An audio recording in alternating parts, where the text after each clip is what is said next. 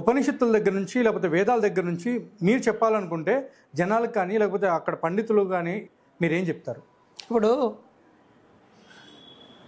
ఈ తెలంగాణలో తెలంగాణ యాస ఉంటుంది.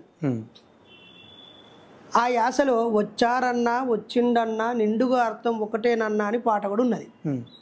అయినా ఈ భాష డిఫరెన్స్ వల్ల ఇక్కడి బతుకమ్మ వేరు, అక్కడి సంక్రాంతి వేరు, ఇక్కడి బల్కంపేట దేవత ఎల్లమ్మ వేరు, ఇక్కడి బోనాలు వేరు, ఇక్కడి కల్చర్ వేరు, అక్కడి కల్చర్ వేరు. అవును. తిండిలో కానీ వేషధారణలో భాషలో. కాబట్టి వేరుపడ్డామా లేదా? అవును. అది అది ఆ సాంస్కృతిక విలువలు చాలా ఉపయోగపడ్డాయి. వేరుపడ్డ తెలుగు వాళ్ళందరం కలిసి ఉంటాం కదా. వేరే రాష్ట్రాలు దేశాల వాళ్ళు ఇక్కడికి వస్తలేరా? మనం వేరే రాష్ట్రాలకు వేరే దేశాలకు పోవట్లేమా? బతుకుతున్నాం కదా.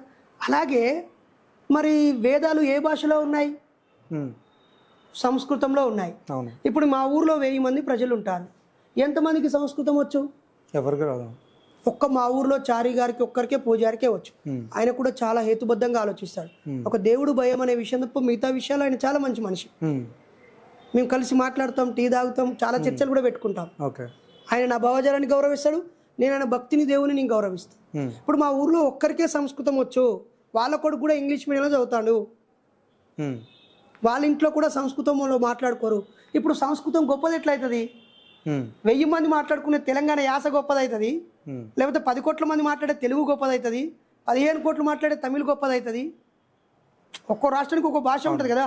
ఈ మొత్తం దేశంలో సంస్కృతం ఎంతమందికి చదవడం వచ్చు, మాట్లాడడం వచ్చు, రాయడం వచ్చు? చాలా తక్కువ మందికి. మరి అలాంటప్పుడు అది గొప్ప భాష ఎట్లా అవుతుంది? అందులో రాసింది గొప్పది ఎట్లా అవుతుంది? ఒక్కడే దాన్ని చదువుకొని అది గొప్పది అని అందరికీ చెప్పేస్తే అది గొప్పది ఎలా అవుతుంది? అంటే ఇప్పుడు స్కూల్లో టీచర్ ఉన్నారు, టీచర్ దగ్గర దగ్గర ఒక 300 మంది స్టూడెంట్స్ కి ఆ సబ్జెక్ట్ నాలెడ్జ్ గురించి ఎక్స్ప్లెయిన్ చేస్తారు కదా. అవును. అదే విధంగా ఈ పూజారి కూడా ఎవరైతే సంస్కృతం తెలిసిన ఆయన ఉన్నారో ఆయన కూడా అందులో ఉన్న విషయాల్ని సరిగ్గా చెప్తున్నారు. అసలు నేను ఏమంటాను, అది తెలుగులో ఎందుకు రాయలేదు అంటాను, అది ఇంగ్లీష్లో ఎందుకు రాయలేదు అంటాను, మరాఠీలో తమిళంలో ఎందుకు రాయలేదు అంటాను, దానికి భాష ఎందుకు లేదు అంటాను. అంటే ఈ మధ్య కాలంలో ఆ భాషలో లేదా? అసలు లేదు, అసలు లేదు. అసలు అధ్యయనం అధ్యాపనం ఒకరి పని అని, రక్షణ పాలన ఒకరిదని, విత్తం ఒకరిదని, పనులు చేయడం ఒకరిదని, వీళ్ళందరికీ బానిసగా బతుకుడు ఇంకొకరిదని ఆ గ్రంథాల్లోనే రాసుకున్నారు కదా.